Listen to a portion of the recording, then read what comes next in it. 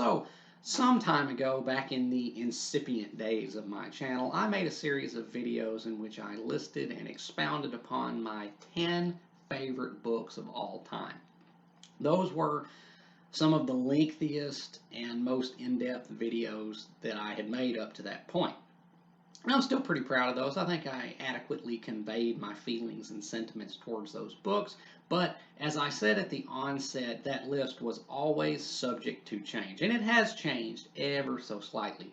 The vast majority of those books that I talked about remain my favorite. However, a couple of them did get displaced for one reason or another. And so I thought now that I have more subscribers than I did back then, I might take the opportunity to revise and condense that list and talk about the books that I now consider my 10 favorite of all time in a much more brief and concise manner. And hopefully, uh, if you want to know my full thoughts, my full unexpurgated thoughts on those books, then you can refer back to the videos that I did a long time ago. Because as I said, the vast majority of those still stand. But I thought I might just take this opportunity to, in a more concise and less rambly fashion, talk about the books that I now consider my 10 favorite. The only two that got knocked off were The Little Prince, because even though I adore that book still, I love that book. It is the book that has made me cry harder than any book. No shame in saying that. I bawled when I read The Little Prince. I still adore that book just as much as I did, but the more I thought about that, I was like, I can't in good conscience put that book on the list because it's not a book in the same manner that the other books are. And so it felt unfair to me because that's a novelette that you can read in about an hour or two. And it just didn't seem right to include that on the list. As much as I do love that book, as much as I cherish that book, and as much as that book means to me, it just didn't seem fair to include that. So that one got supplanted by another book. And Harper Lee's Go Set a Watchman also got knocked off the list. Even though I still do love that book greatly, I encountered a book that I came to treasure just a teensy bit more. And even though I do still maintain that Go Set a Watchman is actually superior, not in execution perhaps, but definitely in content To Kill a Mockingbird, and even though I do still love it greatly, it did get knocked off the list. But there's only two books that got knocked off the list. The rest remain, and so we're going to talk about them, starting with number 10, We the Living by Ayn Rand. Now, hold up, pump the brakes. I have to preface this every time I mention this book because I know the reactions that a lot of people have whenever they hear the name Ayn Rand. It's like a vampire meeting a crucifix with that kind of thing. Uh, but no, I don't count myself an adherent really of Miss Rand's philosophy. I prefer to think that my socioeconomic slash political outlook is a bit more nuanced in nature, and also which I don't care to really elaborate upon here now. But however you feel about Ayn Rand, I think this book is a really solid work. However you feel about her, I think this book holds up. And this book, even though I had no expectation of it affecting me the way it did, even though I had no inkling of how hard it was going to hit me, it did hit me hard. And I don't it's such an angry book, and that's probably why. Because this is a book written by somebody who got the shit end of the Soviet Union. Well, everybody in the Soviet Union, except those in power, got the shit end of the deal. But this is a person that, as they say, and I took that personally, and the vitriol, the righteous indignation that is uh, palpable when reading this book is pretty affecting, or at least it was to me. I consider We the Living to be one of the finest dystopian novels of the 20th century, right shoulder to shoulder with 1984 and Brave New World, and perhaps a little bit higher because this book actually happened. There is nothing in this book that was not true to reality because this is written by someone who lived it. And again, I'm not at all trying to make any kind of case for objectivism, a philosophy I myself don't really adhere to, but what I am trying to make a case for is this book. You people can hate on Ayn Rand all they want. I don't care. That's up to you. But I don't think it's fair to say that she was an untalented writer, or that she was just a hack because, I mean, I'm not going to say that Atlas Shrugged is a grand achievement of literature. It's not. But this book is maybe not a grand monumental achievement of human literature, but it is something. There is genuine merit to this work. The characters, while not truly round, or at least, as I said in the previous video I did on it, they're kind of lumpy.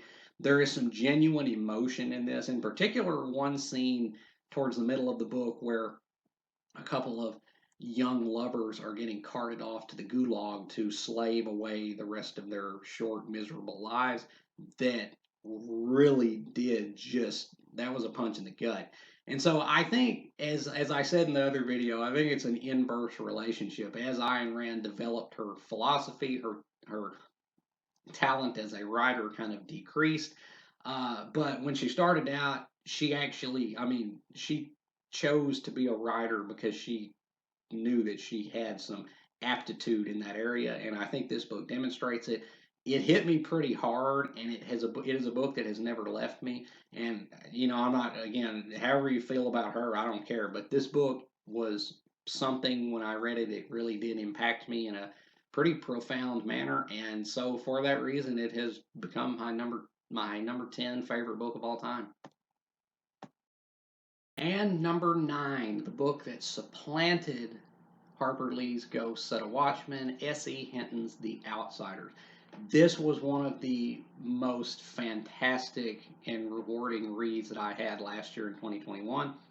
And it was so strange because we had to read The Outsiders back when I think it was like in elementary school. I was like in 6th grade, I think, and we had to read this book. Long story short, we never finished it because those infernal standardized tests rolled around.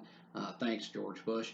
And we never got to finish the uh, the book. So I'd only ever read half of it. But I picked it up in a bookstore because it was like a bargain bin. And I was like, I'm going to finish this book. And I am really glad I did. It blows me away that this book was written by, or at least begun by, a 16-year-old girl, because this feels like the product of a veteran writer. And I know, of course, there were probably loads of editors in it, got worked and then reworked and then reworked again. So, I mean, you're not reading, just pure gold first try.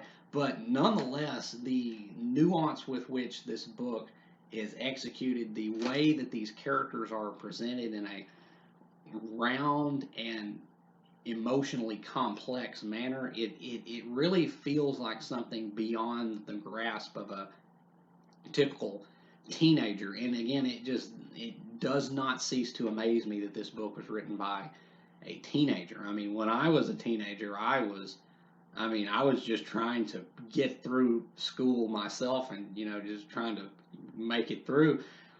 S.E. Hinton was writing a masterpiece. And I know that this is kind of like she peaked.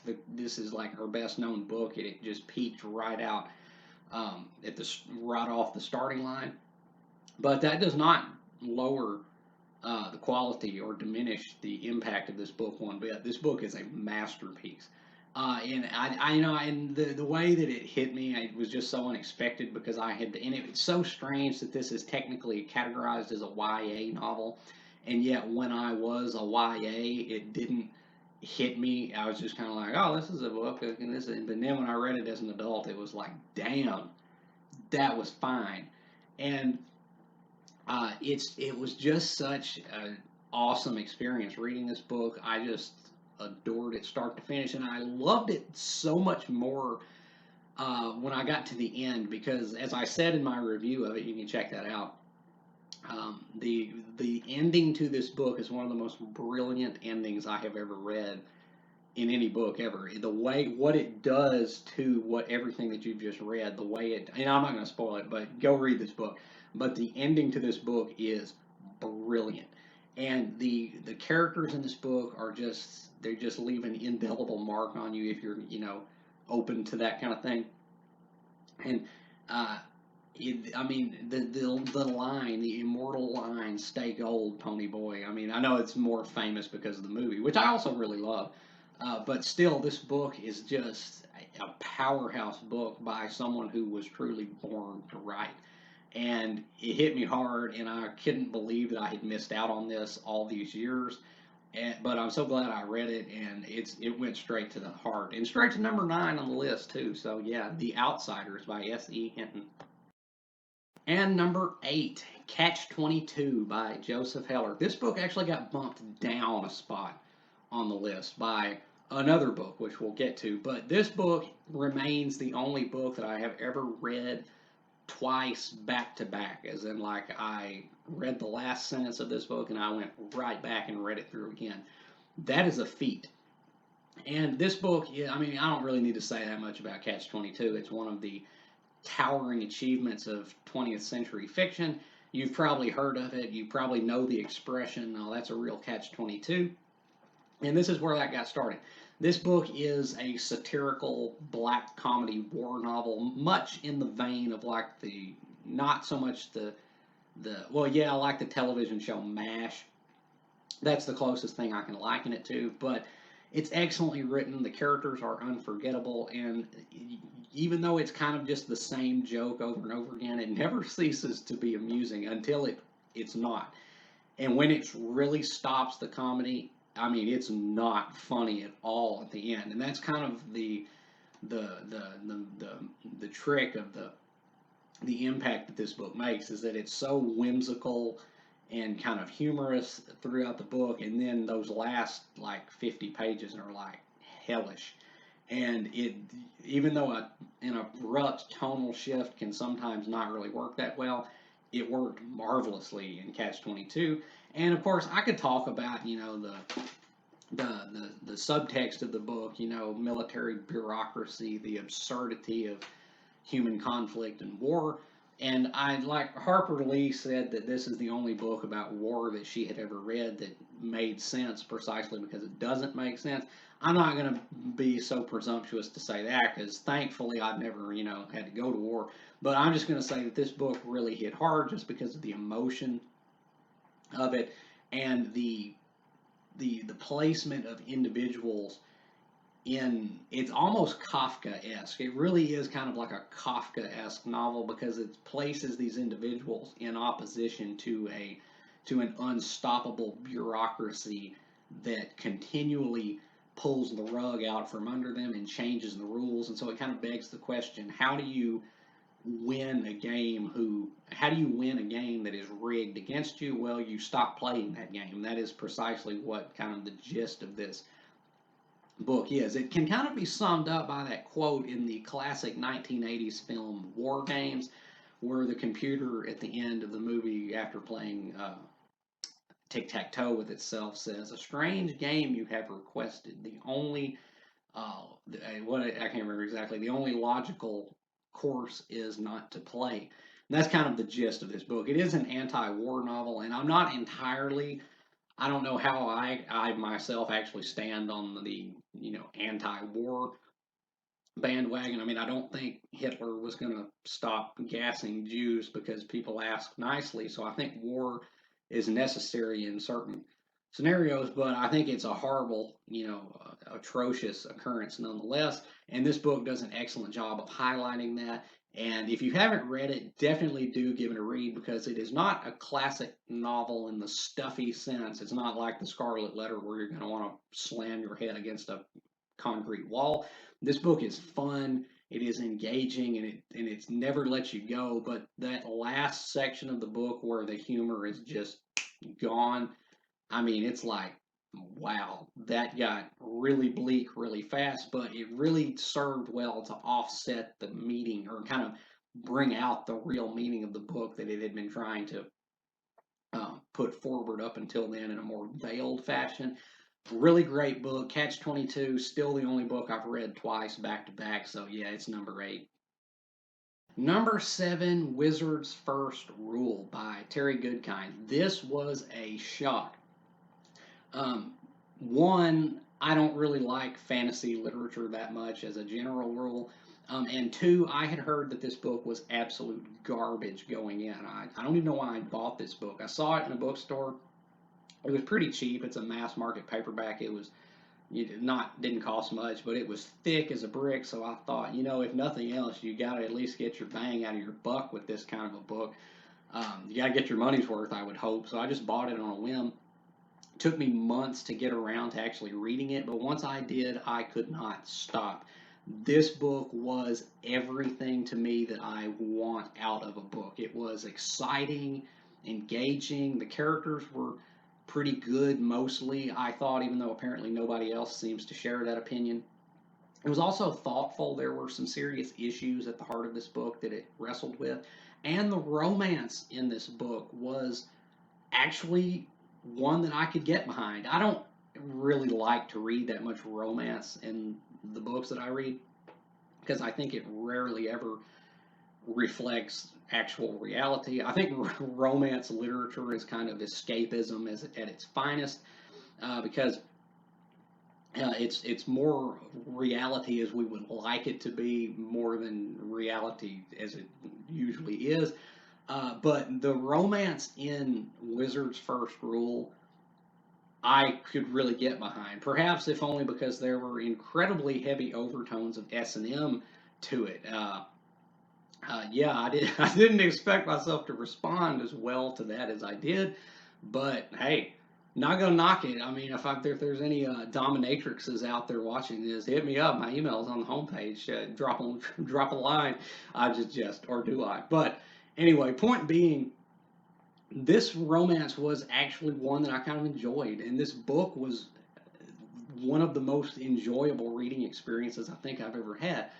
And I didn't expect that at all, but it gave me everything I wanted. And this is the first book in a very, very, very, very long series of books, none of which I have read beyond this one. I actually have down here, actually, on a shelf, I actually have a box set of the first 3 volumes of this Sword of Truth series that I bought just because I love this one so much. But I haven't got around to reading those yet, but that's okay because this book actually works perfectly fine as a standalone book. It has a beginning, a middle, and an end. And the ending is not a cliffhanger. It actually resolves all the conflicts in the book.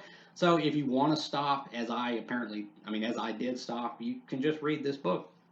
But yeah, Wizard's First Rule was just such a surprise. Every person pretty much that I had heard talk about this book had just trashed it. They said that Terry Goodkind was derivative. He was a hack. And he may have been derivative, but I don't think he was a hack. I thought this book was very well done. Yes, it is derivative. I mean, it has It's nothing new. It has dark lords. It has dragons and so magical swords. There's nothing new in this book, but just because it's derivative doesn't necessarily mean it's bad. And I don't think this book was bad at all. This book was. I'm not going to hold this book up as like this like some grand work of literature, capital L literature, but I don't think it was nearly as bad as everybody made it out to be. The later books, maybe because I've heard that they just devolves into bondage porn and objectivist rantings, but this book was awesome, even though it did definitely go into the bondage area, especially there towards the end. There is an extended over 100-page sequence in this book where the main character gets brutally tortured by this basically a dominatrix. And I will say that was much more pleasurable to read than I actually would have anticipated it being. So yeah, I'll reiterate that offer I made. Hit me up if there's any Doms out there because maybe I like that stuff more than I thought I did. But anyway, Wizard's First Rule was a knockout. I love the characters. I love the story. it was everything I wanted the book to be, and I enjoyed it first page to last. So yeah, it's number 7 now. And number 6, The Man in the High Castle by Philip K. Dick. This is, I believe, Philip K. Dick's most accomplished work. It is, after all, the one that won him the Hugo Award, and I think it is the best synthesis of all the elements that you think of when you read a Philip K. Dick book. You have the science fiction aspect to it, although it's much reduced in this book. And I actually think the science fiction part of it is actually the weakest part. But you also have the crazy, mind-bending philosophy that underpins the whole thing, and which will really just kind of throw you for a loop when you really think about it, especially in this book. But The Man in the High Castle is an alternate history novel dealing with what would have happened if the Nazis had won World War II. That tried and true premise of what if Hitler won? Never mind that there was virtually no chance of that happening. What would happen if he did? Well, this book takes that premise and it runs with it and turns it into something much more than a mere what if. I can't go into too much detail here and now. If you would like to hear me go into detail on The Man in the High Castle, just check out the video that I made initially about it, because I really did go deep into it then. But this is a book that it's one of the trippiest books I've ever read, and that's saying something considering that virtually all of Philip K. Dick's books are trips to take. But this one is one that I didn't really, again, fully appreciate on a first read. But after I read it again, I really did kind of begin to grasp just the depths of this book, and I adore this book because of how it is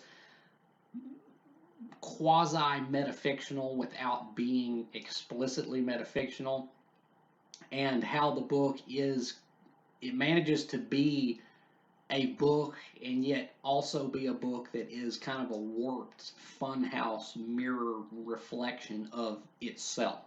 And that's a real accomplishment. If you've read it, you'll kind of understand, because there is a book. This is a book this is one of those books where it's about a book within a book. And the book within The Man in the High Castle is a book that we can presume may in fact contain books within it. And the choices that he makes in this work just never fail to astound me. The way that this was written, using the I Ching, which is a major motif in this book, it just blows me away. And the ultimate point of this book that I'm not sure I fully understand correctly, but what I think this book is about is, I'm not going to say that right here, because again, if you want to know my interpretation of the book, just go watch my other video about it. But I think it's about truth at its heart. I think it's about truth, and I think it's about the way that truth shines through, even through mediums such as fiction. That's kind of all I'll say. It's about books within books within books, and perhaps those books are telling certain truths in whatever world they exist in, because that's kind of what The Man in the High Castle is about. It's kind of kaleidoscopic a little bit, but it's something to behold. And I really do think this is Philip K. Dick's finest work. And since it won the Hugo Award, I guess some other people thought that too. But yeah, The Man in the High Castle is my number 6 favorite book of all time.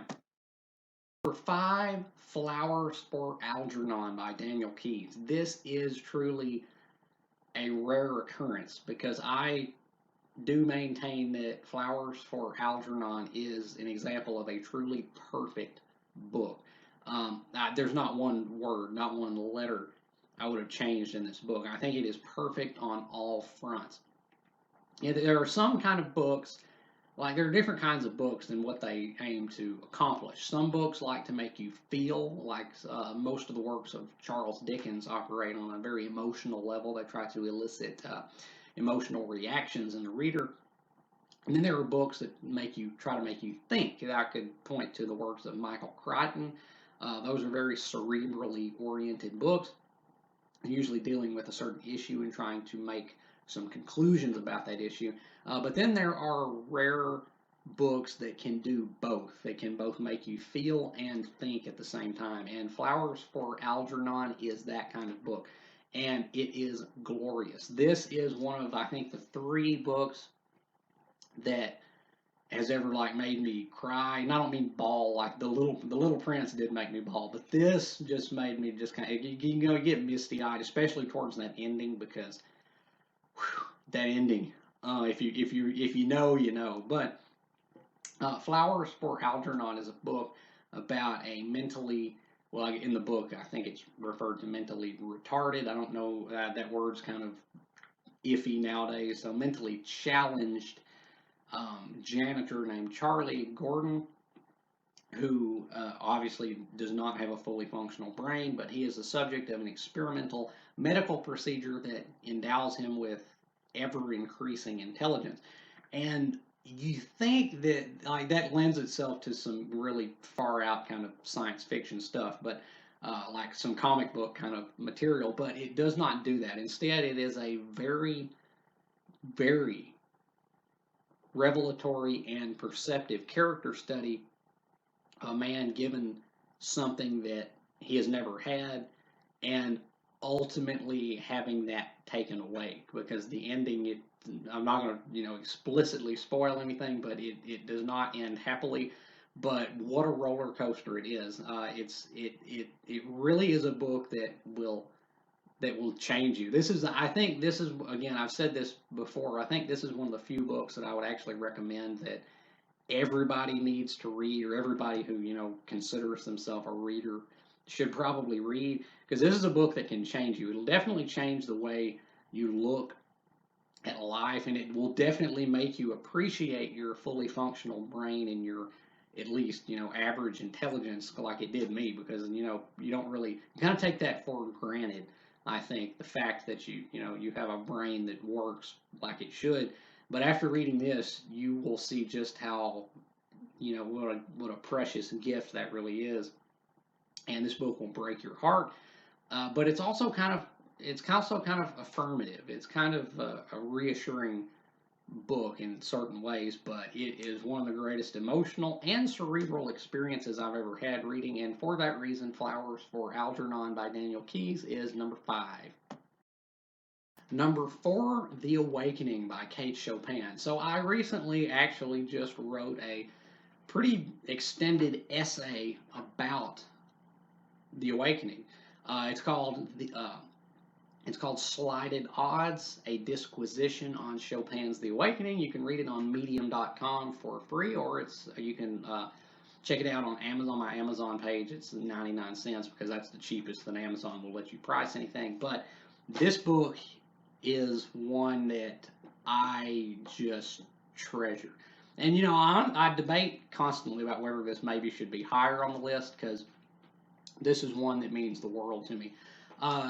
The Awakening is the story of Edna Pontellier, who is a woman who lives in Kate Chopin's contemporary times, back when prior to women even having the right to vote, didn't really have a high social status, and she awakens over the course of a summer and comes to realize that her life is crap, and she sets about rectifying that and changing the entire condition, the entire terms of her existence.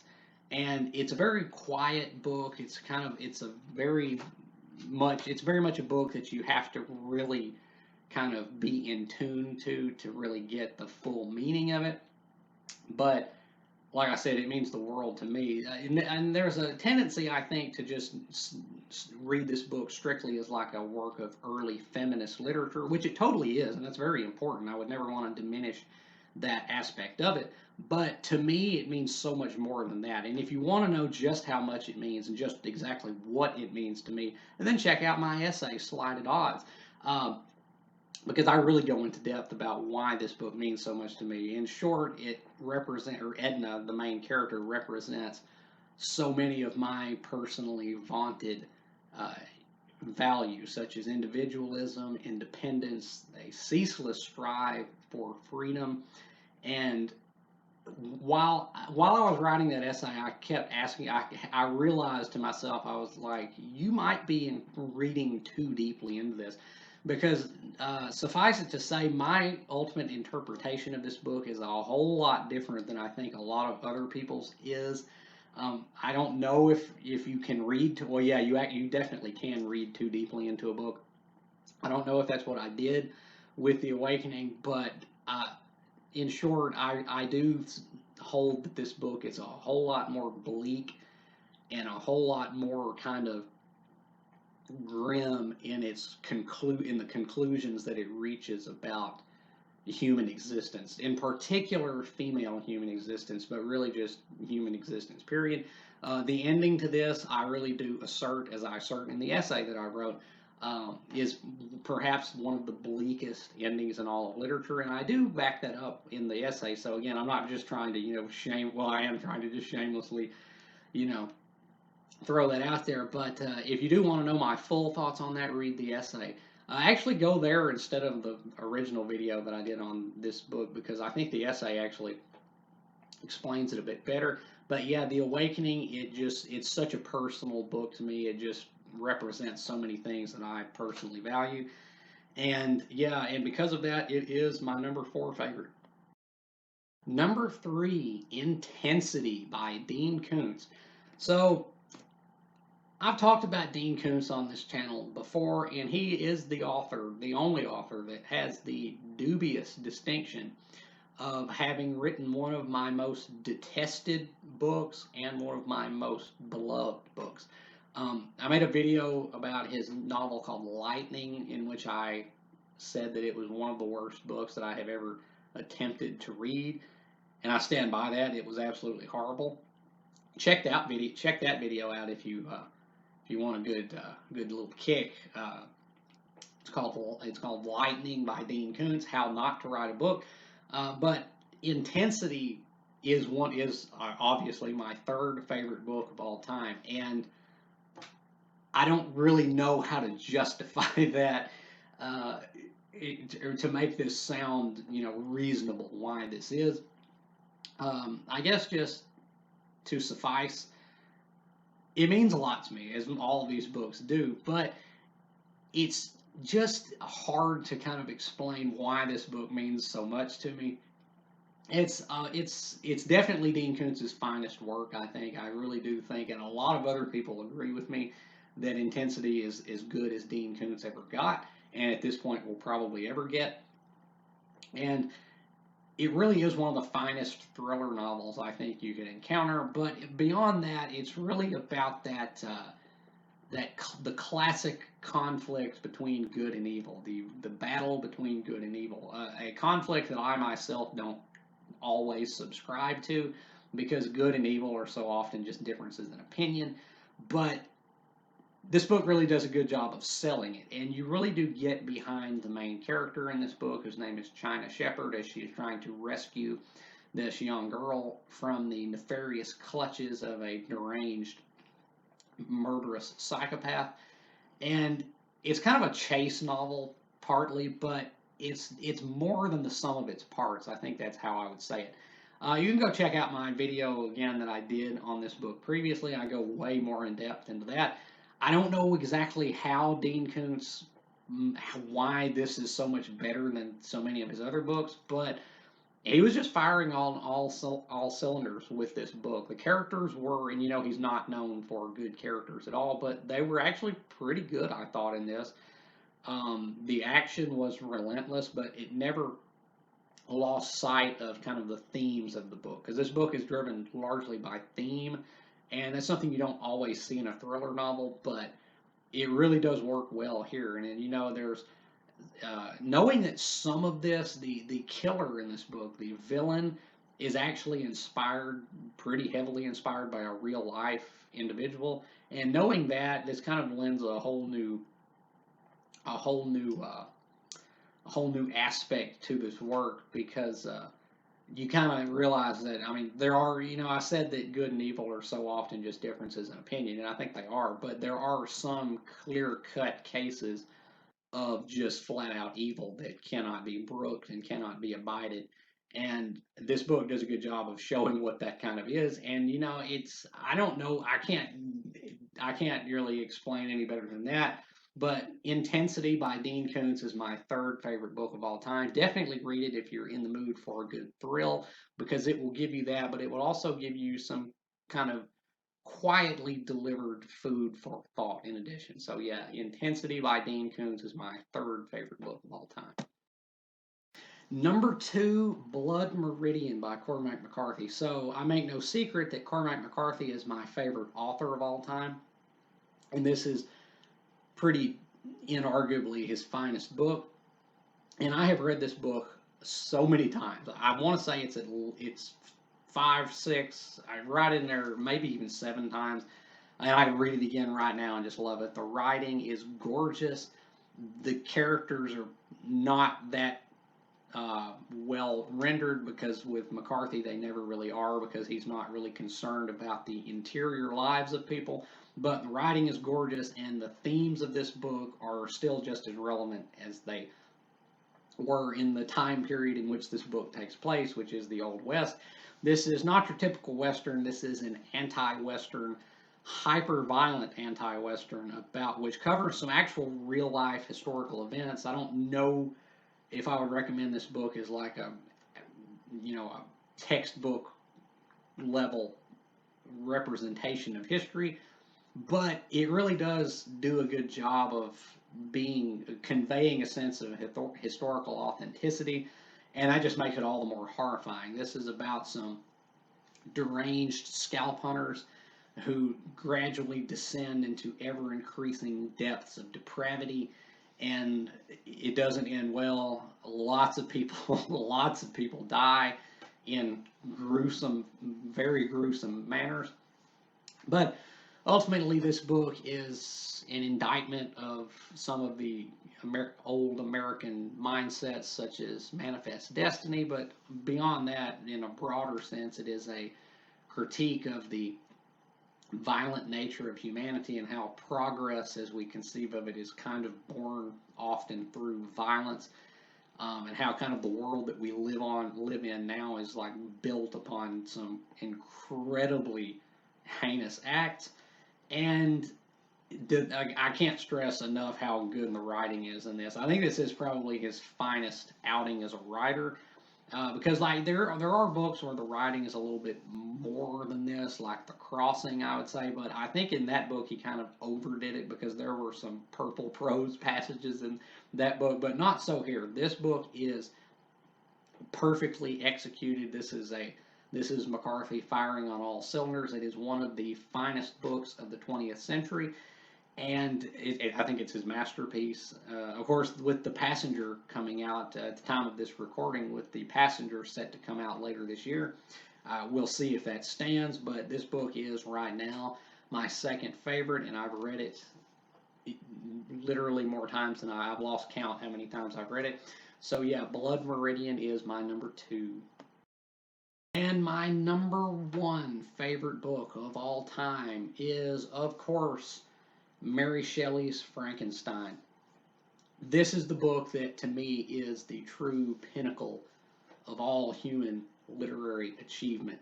I don't think there is a book that outclasses this to me. Now, obviously, that's entirely subjective, but I do have good reasoning for that assessment, and that is because I think this book captures more of the human condition. And I hate using that term because it sounds so pretentious, but I mean, that's what it is. This book captures more of the human condition than any other book that I've ever encountered. It is about just nearly everything. Whether it's life and death, love and hate, creation in relation to creator, whether it's about the longing to be loved, trying to find your place. Everything in life basically is in this book, and it does it in a remarkably short number of pages, because it's not a long book. I don't even think it's like 300 pages long, but it really is just, words fail me in trying to describe Frankenstein and what it means to me. Mary Shelley began writing this book in that legendary year without a summer, the summer that wasn't a summer, and when she was in the company of Percy Shelley, her husband, and Lord Byron, the poet, and it's funny that she started writing that when she was like 18, and I think the 18-year-old girl outdid the two of the finest writers of their time. I think she did. I think this book is immortal for the simple reason that it is truly just beyond description of how good it is. And again, if you want to know my full thoughts, give a look at the video I did on this book. In the past, I went from the ground up with this book. I talked about the history of the Gothic novel, the quality of the writing. By the way, the writing in Frankenstein is the finest I have ever encountered. There is literally almost every sentence in this book is like quotable. It's so gorgeously rendered. This book is perfect on all fronts. It is the writing is astonishing. The characters are unforgettable, and there's so many. The way the rug pull that she does in the middle of the book, whenever we see things from the monster's perspective, is just it just changes the game, and it's just about everything basically. I mean, there is so much in this. I mean, I can read this book infinite times and get infinite things out of it because it's just the gift that keeps on giving. And for that reason, Frankenstein is my #1 favorite book of all time, and the book that I hold to be the supreme achievement of world literature. And it's a shame that almost none of the films, the innumerable films that have been based upon this, don't get it right. And that's nothing against those. The 1931, I think, film, the classic one with Boris Karloff, James Whale's 1931 film, that is a masterpiece in its own right. It's not nearly as smart and deep as this book, but it's a masterpiece in its own right. And the Kenneth Branagh adaptation that he did in the 90s, the little remembered movie that he made that had Robert De Niro as the monster and a very poor casting choice, that movie was commendable. I'm not going to say it was great, but it was I think the one true theatrically released film version of Frankenstein that actually tried to do the book justice. There were some poor choices in the making of that, but I'll give it points for that. But if you want to watch an adaptation of Frankenstein that actually does capture what the book set out to do and actually does its source material justice, I'd recommend the two-part, I think it's two-part, ironically, Hallmark. I think it debuted on the Hallmark Channel, the miniseries from 2004 with Luke Goss and Donald Sutherland, actually. That book that adaptation is pretty much verbatim to the book. It's cheap. It was a television movie miniseries, two-part movie thing. So it doesn't look the greatest, but it actually does do justice to the source material, and I can actually recommend that. But yeah, Frankenstein it's the GOAT to me. I don't think this book has ever been surpassed, at least not to me. I don't think it can be. I think this is truly the bookend of all human literature, and I adore it. I treasure it. So yeah, this has been my top 10 favorite books, the revised and condensed edition. Hope you've enjoyed it. And if you haven't read any of these books, I would highly recommend picking some of them up. Actually, all of them, because I think they're all, well, I can't argue for some of them because some of them are just, personal reasons, such as the Dean Koontz book preceding this and such. But I would still recommend picking up all these books. I hope you've enjoyed my list. And if you have, remember to like, subscribe, help the channel out a little bit. And until next time, peace.